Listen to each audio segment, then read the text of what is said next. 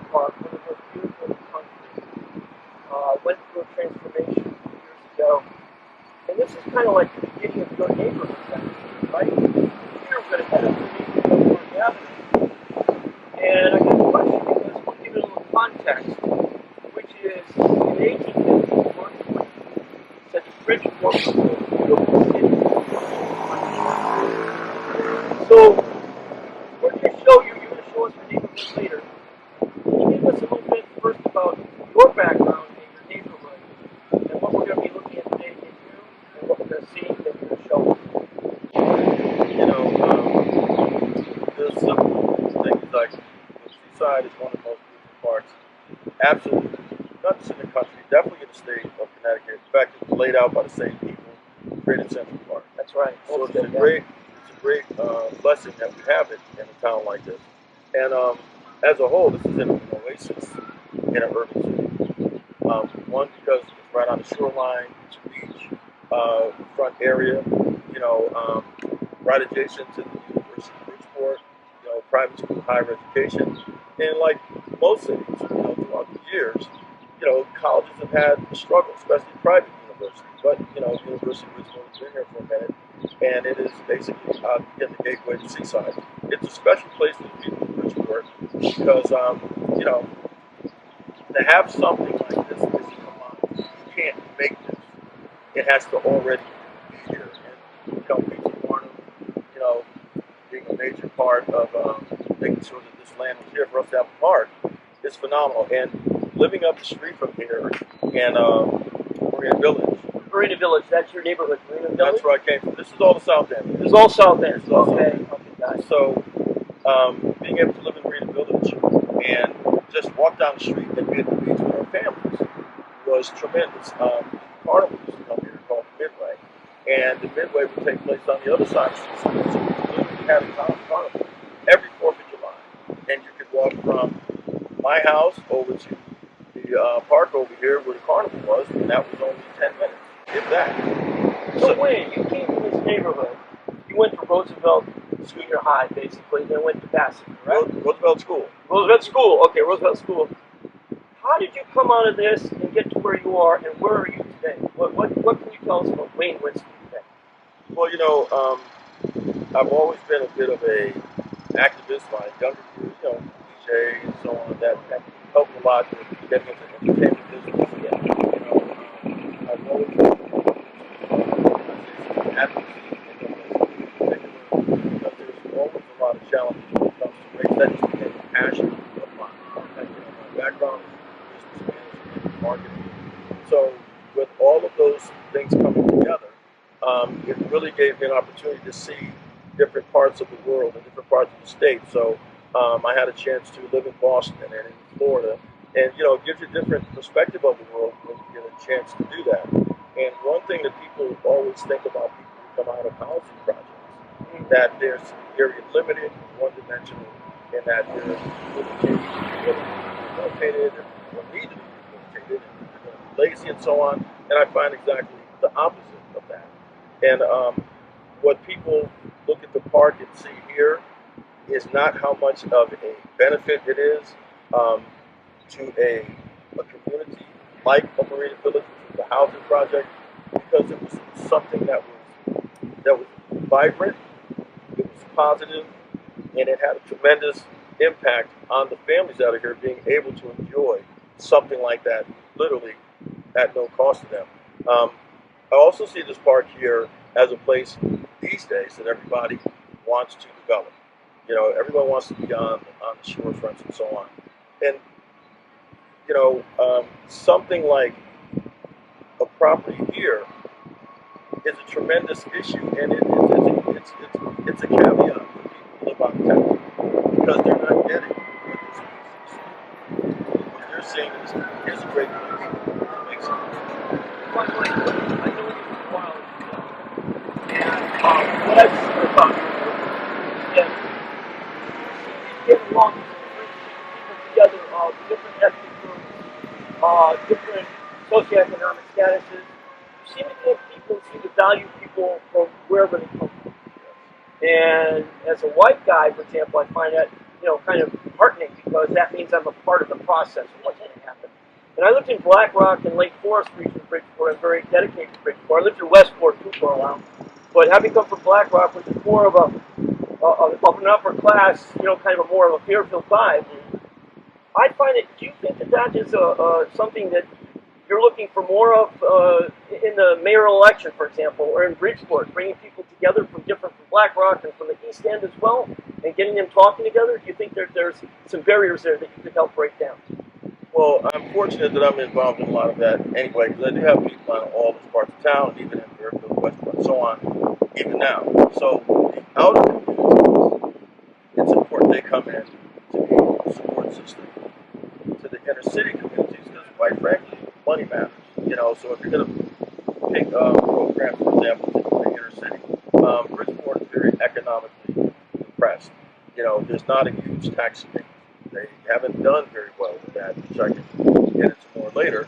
But the idea of people coming together, it takes people coming together. And, Black Rock had an identity situation. It is Bridgeport, and we sometimes laugh because they try to say it's a whole separate place, but, it's still Bridgeport, and the people out there have a lot of pride in it. So we have pride being from Bridgeport. We have pride coming from our housing project, down by the amphitheater. Apartments was there across from the amphitheater. It's now 2 parking lots. It's 2 buildings. We go where Bass Pro Shops is. Bass Pro Shops had Father Panic Village, which was problematic. And when they got done with Father Panic, there was a big population of housing here, which we still struggle with. So opportunities are here, but they have to be the ones that are replaced with affordable housing and jobs. I want to finish this evening with one question, Wayne, because this is going to come up, and having come from sitting on the Black Rock Commission, working for St. Tom, John Lee back in the day, and what have you. One of the issues you mentioned, money. A lot of money's coming to Bridgeport, and I can tell you a lot of it's disappeared, not coming to shut up the community. So, isn't putting people in competence in positions in Bridgeport also just as important as money? Putting people in positions where those are people who know how to spend the money effectively, because we're going to get into it a little bit more with you. That's the question. Well, there's no question that money has to be spent wisely.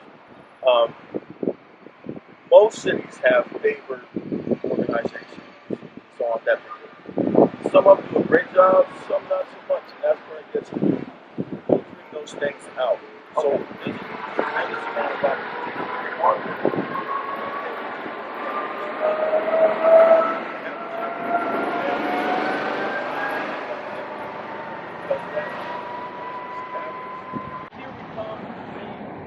Arthur's Famous Pizza. Now, I've been here 1,000 times now. Okay, but that's by Arthur's Pizza. Yep. So I got to ask you, Wayne, is it really famous pizza? Man, listen. Is it famous? Arthur's Pizza is absolutely. Be honest with me now. It's absolutely famous. In fact, if you live in Bridgeport and you haven't been here, it would be unusual. In fact, it's almost sacrilege that you haven't. Oh my God! So I made a big mistake by passing here. You absolutely did. We got to rectify that. Yeah. Starting the smaller spot.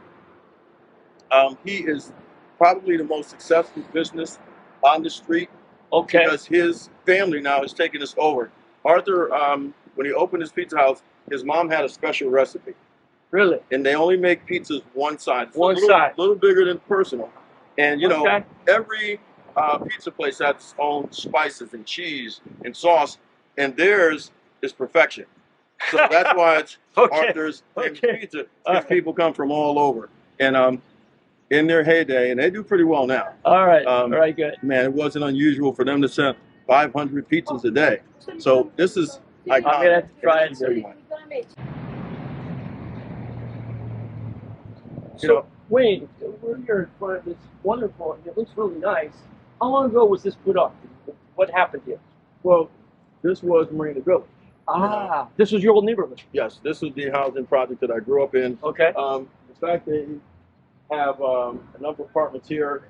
Southwest Health Center was put in as well. Okay. As far as that goes, something happened here called depopulation, and they put back probably about 30% of the residents, which then creates that issue like what happens with the rest of the residents. So when they tore it down, it was pretty much in disrepair. And so something happened here that happens in a lot of communities where they have people who now need a place to live, but there's not an immediate place to move to. So then it turns into this whole thing of waiting till this place is built. Because the old Marina Village being torn down, those residents didn't have a place to go. Right. So once again, that turns into a common dilemma as we're talking about housing. Yeah. What happens to people? Is it affordable? Is this affordable? Is there affordable housing here? This is there's workforce housing here, so yes, it's affordable housing. Actually, there's a Section 8 complex as well. But again, if you're only bringing back about 30% right now of the community, that's really what should I say, the apartments, that's really all that they had decided on doing. They were never going to duplicate the amount that was here. Okay. So in the city of Bridgeport, we're behind a lot of housing, and I think that's very important for people in our community. Is it full? Is it full now? As far as I know. As far as you know? As far as I know. So it looks like it was a success. People would count this as a success for Bridgeport? There's no question that the quality of work they put into this building and the different standards, without a doubt, it's phenomenal. If we could duplicate this more and do more of that. So as a neighborhood guy from the South End, you look at something like this as a benefit to your neighborhood. It's just that there's not enough of this. The hardest thing is to find a place that you can afford on the average amount of money that people make. Okay. And this falls into that category. So kudos for this, but again, we need more of this. Should we start walking to the other part of the neighborhood? And you can show me how this transitions into the next part here. The guys that have been around in business here for a while. Okay, so.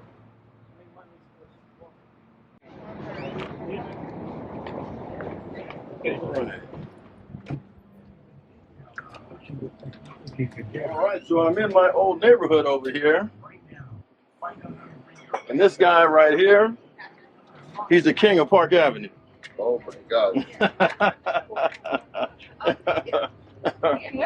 And to say that he is a part of the community is an understatement, man. Him and his family are phenomenal. And it's guys like him that keep our communities alive. So he knows my fam, so say hello, man. Sorry, I'm in the background. Well, tell them who you are. I know you're all shy over there. You already told him.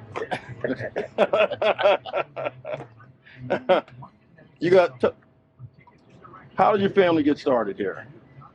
Back in the 70s. Okay. And you're across the street first, right? Yeah. Okay. What do you like better about this side, or is it the same? This side. Okay. What makes it better? Because the right-hand side going down the Seaside Park. Ah, okay. She's a smart businessman right here, okay? And look, he knows my family, and that means everything in our communities. Right. And your brother Ramos. Mother, very good. And I really appreciate, so when I come to the neighborhood, I always make sure I stop by the package store here. You should make sure you do so too. He is a part of Bridgeport life. This is what our communities are about. Our local merchants, whether they're package stores or bodegas, that's what makes things work. Yeah, be close enough. Right. Okay. Pretty noisy with the cars, but it should be okay. Ready for us? Yeah. So, okay. So when we get here, we'll start talking. So, Wayne, here we are at Bridgeport. Looks pretty cool. It's doing good business? Oh, listen, these guys are doing great over here. Yeah. They're the type of business that you want in your community because it makes it a go-to destination. You know, so Bridgeport are local guys, basically from Connecticut, who are doing a phenomenal job in bringing people from outer communities into the city, and that's good for the tax base. That's what you need in order to build a community. So I know these guys have been supportive of the community, which is the other side of that. You know, everybody's got to make some money. At the same time, we have to be able to make sure that these things coincide with bringing the community and the businesses together. So absolutely, these guys are doing pretty well, and we're very, very happy. So Wayne, I'm trying to connect it. we just walked over from your neighborhood, South End, right? And we just walked over there and now getting to the whole overpass, underpass. So this is a real destination right off the highway, right? So it's a great location for them. Yes, yes. It's on its way here. You see, you come down off the highway. Right. Bridgeport at the stop on the right. Right. As we go further down, we're going to get to the amphitheater down there, right? Yes. The amphitheater is right on the other side of two lights. Okay. And when you're driving in your car, it's pretty quick. It's only a couple of moments. And what you wind up having is an easy way in, but that's also what starts to create a problematic situation. And what you really want to get to, Wayne, is you want to get kind of connection between the amphitheater and all that area over there, the Bridgeport, and the neighborhood. We want to connect all those in some way, wouldn't we? Wouldn't that be a good thing? That's the whole point. Would that be? Is that possible in your mind? That's the whole point. And so how that happens is that when you have a clear shot for people who are coming in to enjoy things at the amphitheater, we have to create an environment that is comfortable, that will allow you to have people to want to go to the other side of this underpass. Uh-huh. When you look and see, it's dark here, there's nothing that would make you feel comfortable, which leads to the businesses downtown. As we go further here. So we're still walking towards the amphitheater here, right? So this is like block number 2, right? And these are short blocks. Okay, so they're walkable. So, yeah, we're not like New York blocks, you know, to the degree that you could be having dinner with your fam. Yep. But, you know, they don't encourage parking there because they have other businesses. Yeah, right. But within this short distance, you have a state-of-the-art amphitheater. Okay, so Wayne, I gotta ask you, I'm looking at this whole area, and you're from the neighborhood area, you seem to know a lot about this. What would you do if you were a planner to connect that neighborhood with a Bridgeport with this? What do you think should be done and what could be done? Well, I could show you better. Okay. At the next exhibit. Okay. We got some graffiti here. We got a little, now also you need to stiffen this up a little bit though, right? So I can't fault them right now. You know, they're doing highway maintenance and doing whatever they need to do to keep the highway safe. I believe they're supposed to be widening the highway. Boy, they could do a lot to make this more pleasant for walkability, right? Yes. Wouldn't it? Yeah. Well, again, let's skip how this looks right here. Okay. Because this is part of major construction for the highway. So you got to be fair to this great state of Connecticut that's doing a great job maintaining the highways. So that's basically where we are. So as we get to this corner. Okay, this is the key corner now, right? This is the key corner right here.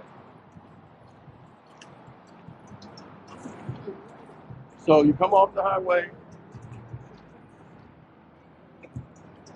And here we got some more. We got another mural here, which is kind of nice. Somebody tried to do the right thing here. Absolutely. So, I mean, try to dress it up with color. Yeah. Same thing here. It's dark underneath here. You have some lights. So when people park, it really does drive you into that parking area. Right. Okay, so they're parked there, right. So this is where you as your family would come and you'd say, hey, I'm going to whatever concert or show. At the amphitheater, you also have the Total Mortgage Arena as well.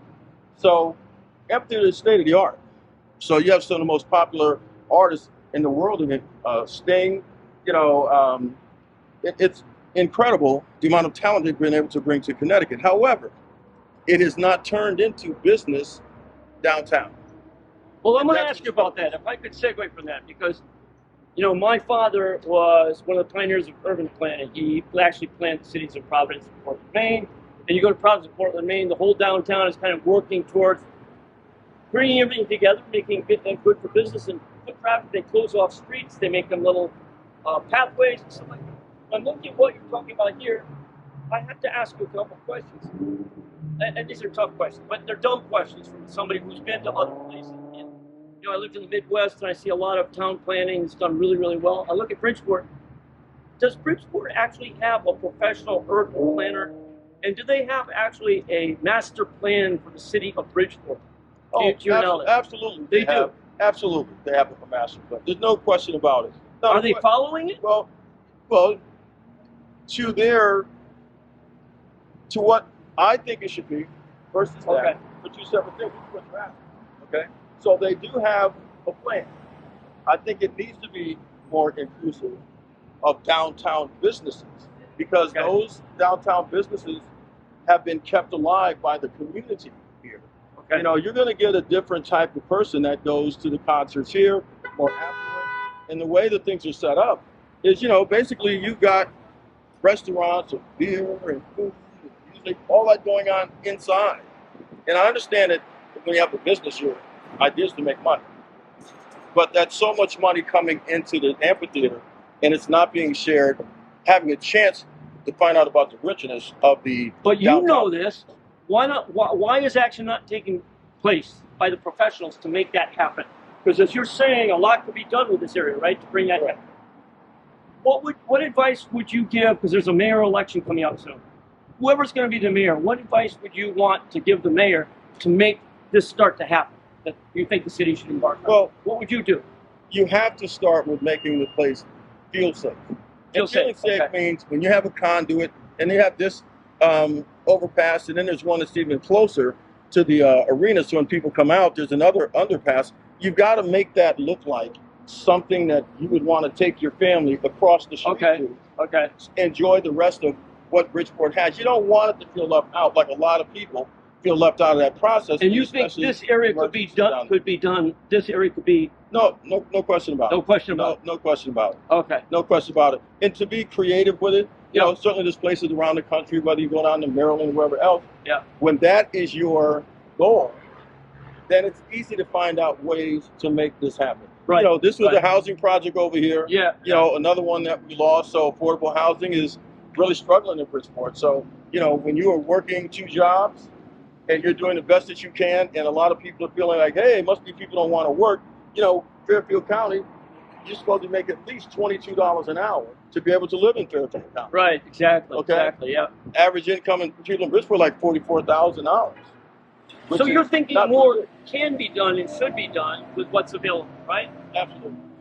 Absolutely. All right. And you have to understand that the living wage is important. Yeah. And you have to have some way to benefit from all these tens of thousands of people that come into the city.